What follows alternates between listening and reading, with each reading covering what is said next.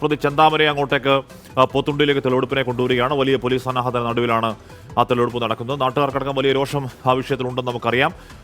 അല്ലാതെ വലിയ ജനക്കൂട്ടമൊന്നുമില്ല. വീടുകളിൽ താമസിക്കുന്ന ആളുകൾ മാത്രമേ അവിടെ ഉള്ളൂ. അവരെ മാത്രമേ അങ്ങോട്ടേക്ക് കടത്തിവിട്ടുള്ളൂ. മറ്റു ആൾക്കാരെ അങ്ങോട്ടേക്ക് കടത്തുന്നില്ല എന്ന് പോലീസ് കൃത്യമായി തന്നെ പറഞ്ഞാണ്. അധികം ആൾക്കൂട്ടമൊന്നും അങ്ങനെ കാണാനുമില്ല. ഈ സുധാകരന്റെ വീട്ടിലേക്ക് അടക്കം എത്തിച്ചുള്ള തെളിവെടുപ്പ് നടക്കാണ്. ഒരു കേവലം തെളിവെടുപ്പല്ല, സംഭവങ്ങളുടെ ഒരു പുനരാവിഷ്കാരം ഈ ചെന്താമര എത്തിച്ചുണ്ടാകുമെന്നാണ് പോലീസ് പറയുന്നത്. കാര്യം അത് ഈ ഫുൾ പ്രൂഫായ കുറ്റപത്രം സമർപ്പിക്കുന്നതിന് അനിവാര്യമാണ്. നേരത്തെ ചെന്താമര ഒളിവിൽ കഴിഞ്ഞിരുന്ന മലമണ്ടയിലേക്ക്, മലയുടെ മുകളിലേക്ക് കൊണ്ടുപോകും എന്നൊക്കെ നേരത്തെ കേട്ടിരുന്നെങ്കിലും അതിനുള്ള സാധ്യത ഇപ്പോൾ ഇല്ല എന്നാണ് അറിയാനും കഴിയുന്നത്. നാളെ 3 മണി വരെയാണ് പോലീസിൻ്റെ കയ്യിൽ ചെന്താമര ഉണ്ടാവുകയുള്ളൂ. അപ്പോൾ ആ സമയം കൊണ്ട് തെളിവെടുപ്പ് പൂർത്തിയാക്കി തിരികെ കോടതിയിൽ ഹാജരാക്കാൻ പോലീസിൻ്റെ നീക്കം. നിഖിൽ പ്രമേഷ് വിവരങ്ങളുമായി ചേരും. നിഖിൽ, ആദ്യം ഈ സുധാകരന്റെ വീട്ടിലേക്ക് തന്നെ എത്തിക്കുകയാണോ ചെന്താമരയെ? കാശ്മീർ ഇപ്പോൾ ബോയൻ നഗറിലേക്ക് പ്രതിയെ എത്തിച്ചു കഴിഞ്ഞു. ആദ്യം നേരെ കൊണ്ടുപോകുന്നത് ഈ കൊലപാതകം നടന്ന സ്ഥലം, അതായത് സുധാകരനെയും ലക്ഷ്മിയെയും അതിക്രൂരമായി കൊലപ്പെടുത്തിയ ഇടത്തേക്ക് പ്രതിയെ കൊണ്ടുപോവുകയാണ്. നമുക്കറിയാം, പോലീസ് കാവൽ, കനത്ത പോലീസ് കാവലുണ്ട്.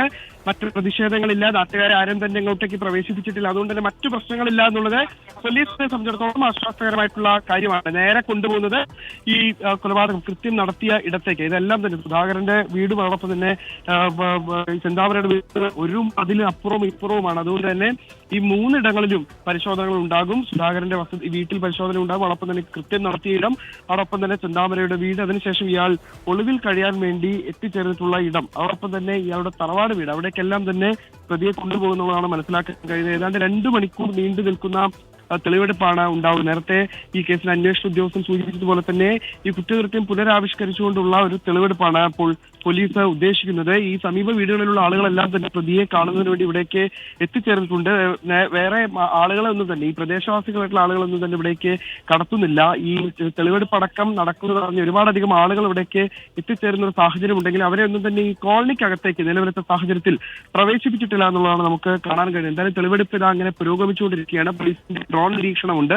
പോലീസിനെ സംബന്ധിച്ചിടത്തോളം മറ്റെവിടെ നിന്നും പ്രതിക്കെതിരെ ഒരു പ്രതിഷേധങ്ങൾ ഉണ്ടാകാതിരിക്കാൻ വേണ്ടിയാണ് അത്തരത്തിലുള്ള ഒരു ക്രമീകരണം കൂടി ഏർപ്പെടുത്തുന്നത്. അതോടൊപ്പം തന്നെ ഇതിന്റെ പൂർണ്ണമായ ദൃശ്യങ്ങൾ, തെളിവെടുപ്പിന്റെ അടക്കം പൂർണ്ണമായ ദൃശ്യങ്ങൾ പോലീസിന് അനിവാര്യമാണ്. കാരണം ഇത് വരും ദിവസങ്ങളിൽ ഈ കേസ് ഏറ്റവും ശക്തമായി കോടതിയിൽ നിലനിൽക്കണമെങ്കിൽ അതിന് ആവശ്യമായിട്ടുള്ള തെളിവുകൾ ഹാജരാക്കേണ്ടതുണ്ട്. ഏറ്റവും കുറ്റമറ്റ ഒരു കുറ്റപത്രം നൽകുക എന്നുള്ളതാണ് പോലീസിന് മുന്നിലെ ഏറ്റവും വലിയൊരു ദൗത്യം. ഈ കേസുമായി ബന്ധപ്പെട്ട് പൊതുജനങ്ങളുടെ ഒരു ആഗ്രഹവും അതുതന്നെയാണ്. പൊതുസമൂഹം ആവശ്യപ്പെടുന്നതും ഇനിയൊരിക്കലും പ്രതി പുറത്തിറങ്ങാതിരിക്കാനുള്ള ഒരു സാഹചര്യം ഒരുങ്ങണമെങ്കിൽ അത്രയും ശക്തമായിട്ടുള്ള ഒരു തെളിവുകൾ തന്നെ നൽകേണ്ടതുണ്ട്. അതിപ്പോൾ ഈ സംഭവ സ്ഥലത്താണ് പ്രതി എത്തിച്ചിട്ടുള്ളത്. അതായത് ഈ ചെന്താമരയുടെ വസതിക്കകത്തേക്ക് പ്രവേശിപ്പിക്കാനാണ് ശ്രമിക്കുന്നത് എന്നുള്ളതാണ് മനസ്സിലാക്കുന്നത്. ഇന്നും, അതായത് കഴിഞ്ഞ ദിവസങ്ങളിലേതിന് സമാനമായ തരത്തിൽ തന്നെ ഒരു ഭാവഭേദവും ഇല്ലാതെയാണ് ഈ പ്രതി അന്വേഷണ സംഘത്തോടൊപ്പം സഹകരിച്ചുകൊണ്ട് ഇവിടെ എത്തിച്ചേരുന്ന ഒരു കാഴ്ച നമുക്ക് കാണാൻ കഴിയുന്നത്. ഒരു ഭാവഭേദവും ഇല്ല. ഏതെങ്കിലും തരത്തിലുള്ള ആശങ്കയോ, കേരളം മൊത്തം ദിവസങ്ങളോളം ചർച്ച ചെയ്തത് അതിനെക്കുറിച്ചാണെന്നോ താൻ നടത്തിയിട്ടുള്ള കുറ്റകൃത്യത്തിന്റെ വ്യാപ്തിയോ അതൊന്നും തന്നെ ഈ പ്രതിയെ സംബന്ധിച്ചിടത്തോളം ഒരാശങ്കയുമില്ല. പ്രത്യേകിച്ച് ഒരു ഭാവഭേദവും ഇല്ലാതെ ആ പ്രതി ഇപ്പോഴിതാ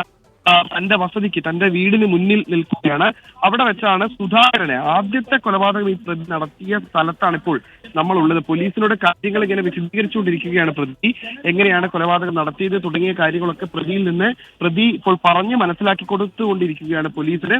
അതിനുശേഷം ഈ ലക്ഷ്മിയെ അപ്പോൾ സുധാകരനെ വെട്ടിക്കൊലപ്പെടുത്തിയ ഇടത്താണ് പോലീസ് കാര്യങ്ങൾ ചോദിച്ചറിയുന്നത്. അതിനുശേഷം ലക്ഷ്മിയെ അതും ഇതിന് തൊട്ടടുത്ത് തന്നെയാണ്, വളരെ അടുത്ത്, അതായത് ഏതാണ്ട് 10 മീറ്റർ ഇപ്പുറം, അതായത് സുധാകരൻ മരിച്ചു കിടന്നതിന് 10 മീറ്റർ ഇപ്പുറത്താണ് ലക്ഷ്മിയുടെ മൃതദേഹം ഉണ്ടായിരുന്നത്. ഇപ്പോൾ സുധാകരന്റെ മൃതദേഹം കിടന്ന ഇടത്ത് നിന്ന് ലക്ഷ്മിയുടെ മൃതദേഹം കിടന്ന ഇടത്തേക്ക് പ്രതിയെ എത്തിക്കുകയാണ്. അവിടെ വെച്ച് കാര്യങ്ങൾ ചോദിച്ചറിയുന്നത് എങ്ങനെയായിരുന്നു ഈ കൃത്യം നടത്തിയത് തുടങ്ങിയ കാര്യങ്ങളൊക്കെ. പ്രതി ആദ്യഘട്ടത്തിൽ ഒരു പ്രതിരോധം എന്നോണം മുന്നോട്ട് വെച്ചിരുന്ന ഒരു വാദമുണ്ട്. താൻ ഈ കൊടുവാളിന് താഴെ ഒരു വലിയ വടി കെട്ടി തന്റെ പറമ്പിലേക്ക് പോകുമ്പോൾ തന്നെ ഇടിക്കാൻ സുധാകരൻ സ്കൂട്ടറുമായി വരികയായിരുന്നു എന്നുള്ളൊരു വാദം പ്രതി മുന്നോട്ട് വെച്ചിരുന്നു. എന്നാൽ അത് പോലീസ് വിശ്വാസത്തിൽ എടുത്തിട്ടില്ല. അപ്പോൾ ആ വാദം സാധൂകരിക്കാൻ വേണ്ടി ഒരു പക്ഷേ കോടതിയിൽ പ്രതിയുടെ അഭിഭാഷകനടക്കം അത്തരത്തിലുള്ള ഒരു വാദം നിരത്താൻ സാധ്യതയുണ്ട്. അപ്പോൾ അതിനെയൊക്കെ പൊളിക്കുന്ന തരത്തിലുള്ള തെളിവുകൾ ശേഖരിക്കണമെങ്കിൽ പോലീസിന് ഇത്തരത്തിലുള്ള ഈ സംഭവ സ്ഥലത്ത് എത്തിച്ചിട്ടുള്ള ഒരു പുനരാവിഷ്കരണമായിരുന്നു അനിവാര്യം. അതുകൊണ്ട് തന്നെ അത്തരത്തിലുള്ള നടപടിയാണ് ഇപ്പോൾ പുരോഗമിക്കുന്നത്. വീണ്ടും ആ പ്രതിയെ കൊണ്ട് എങ്ങനെയാണ് ഈ കൃത്യം നിർവഹിച്ചത് എന്ന് വ്യക്തമാക്കുന്ന തരത്തിലുള്ള വിവരങ്ങൾ ചോദിച്ചറിഞ്ഞുകൊണ്ടിരിക്കുകയാണ് അന്വേഷണ സംഘം. ഇത് പൂർത്തിയാക്കി മിനുക്കിയ ശേഷമായിരിക്കും സുധാകരന്റെ വീട്ടിലേക്കടക്കം പ്രതിയെ കൊണ്ടുപോകുക. അതിനുശേഷം ചെന്താമരയുടെ വീട്ടിലും ഈ ആയുധങ്ങളടക്കം ആദ്യം എത്തിച്ച ചെന്താമരയുടെ വീട്ടിലെത്തിച്ച് രാഖി മിനുക്കിയ ശേഷമാണ് പ്രതി ഈ ആയുധങ്ങൾ പിന്നീട് കൊലപാതകത്തിന് ഉപയോഗിച്ചത് എന്നുള്ളത് നമുക്കറിയാം. അതുകൊണ്ട് തന്നെ ഈ പ്രതിയുടെ വീട്ടിലും തെളിവെടുപ്പുണ്ടാകും. അതിനുശേഷം പ്രതിയുടെ തറവാട് വീടുണ്ട്. ഇവിടെ വളരെ അടുത്ത് തന്നെയാണ്, ഏതാണ്ട് ഒരു 200 മീറ്റർ ഇപ്പുറത്താണ് പ്രതിയുടെ തറവാട് വീട്. ആ തറവാട്ട് വീട്ടിലേക്ക് വെച്ചിട്ട് പ്രതിയെ തെളിവെടുക്കുമെന്നുള്ളതാണ് മനസ്സിലാക്കാൻ കഴിയുന്നത്.